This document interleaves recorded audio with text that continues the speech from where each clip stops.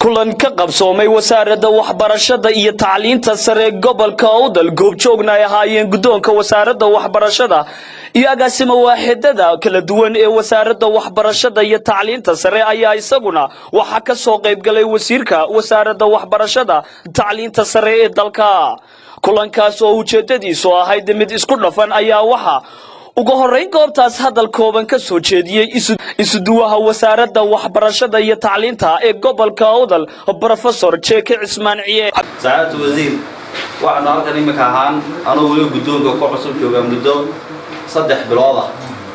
oo shaqo kale maanta la soo magacaabay 3 bilood waxaan halkan warbixin ku haynaa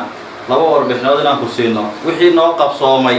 iyo waxa markaa noo qorshaysan hadii Ilaahay dhacday inta ka hadhay sanad dugsiyeedka salabaadna waxa weeyaan inaanu maanta kugu wareejino dhammaan wareegtada soo saartay ee taakulaynta abaaraha wixii aan dugsiyada ka soo ururinay oo dhamaystiran kugu wareejino iyo jaamacadaha oo qayba hadan ka warramo waxqabadkii koobaad insha Allah Ilaahay noo hirgeliyo waxa ahayd markii xilkaada igmatay waxaanu dhammaan noo qabsoomay inaan la tashado bahda waxbarashada laga bilaabo xafiisyada ina xarunta maamulayaasha dugsiyada ina jaamacadaha iyo waalidada waxbarashada si aan uga duulno waxyaabaha baahiyad iyadoo u sameeyay inaan siino research ama su'aalo waxa ka soo baxa si waxa ka soo baxa halkaan uga tala qaadno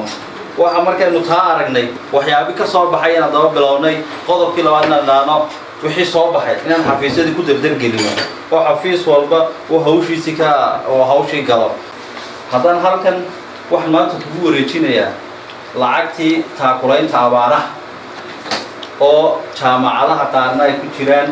3 jaamacadood ka mid ah ay soo gudbiyeen inaan muxuu ahaay secondaryadii dugsiyadii hoose dhexe oo loo kala hadhin dugsiyadii gaarka ahaa iyo kuwii dawliga ahaa labaduba ay ka qayb qaateen haddaan lacagtaasi sheego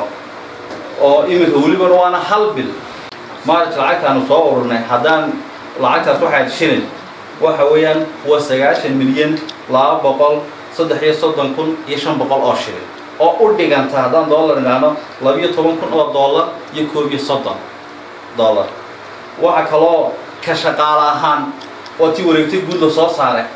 lacagta gobolka ka gooda shaqaalaheedu ee waxbarashadu waxay dhantahay kaliya waxbarasho ahaan ee bayrolka laga gooyay waxay dhantahay 160 milyan 840 oo shilin oo iyadoo u dhiganta 8,245 dollar haddaba maanta mudan wasiir waxaan kugu wareejinaynaa lacag dhan 250 milyan 725 oo shilin oo u dhiganta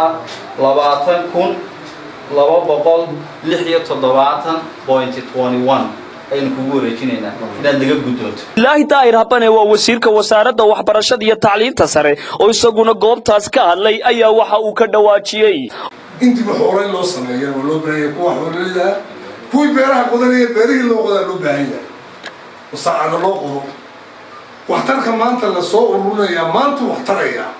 ilaa inta boosha la buuxinayo taxawulka la qoosanayo ana ka shaqeynaa weeyaan marka shilinka aynu bixinano ee ay waalidiintu soo dhiibeen ku mahadsan yihiin caruurta ujeedada aanu arrinka u keenay inay dareemaan walaalahooda baahida haysa ugu dambeyn gudoomiyaha wasaaradda waxbarashada iyo tacliinta sare ee gobolka Awdal Professor Jeke Cismaan Ciye waxa uu si rasmi ah ugu wareejiyay wasiirka wasaaradda waxbarashada deeqaadaan ahayd oo loogu talagalay in laga qayb qaato gurmadka abaaraha Jaamac Xuseen Jaamac Dudde telefishinka caalamiga Somali Cable Boorama